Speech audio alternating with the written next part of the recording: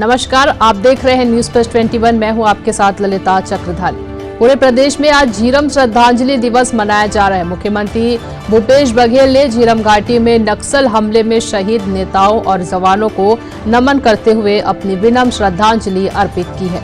ज्ञात हो कि 25 मई 2013 को सबसे बड़ा नक्सली हमला हुआ था, जिससे पूरा देश दहल उठा था।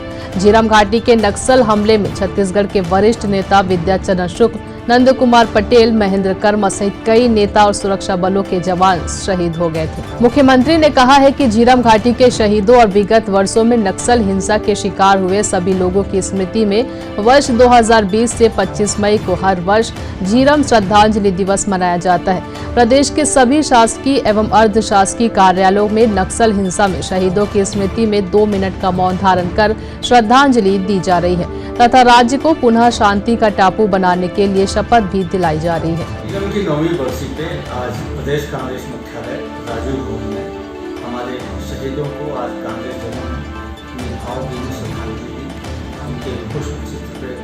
उनके चित्र पे पुष्पांजलि अर्पित करके 2 मिनट का मौन धारण करके कांग्रेस के नेताओं ने श्रद्धांजलि दी। इस कार्यक्रम में अखिल भारतीय कांग्रेस कमेटी के सचिव डॉक्टर चंदन यादव विशेष रूप से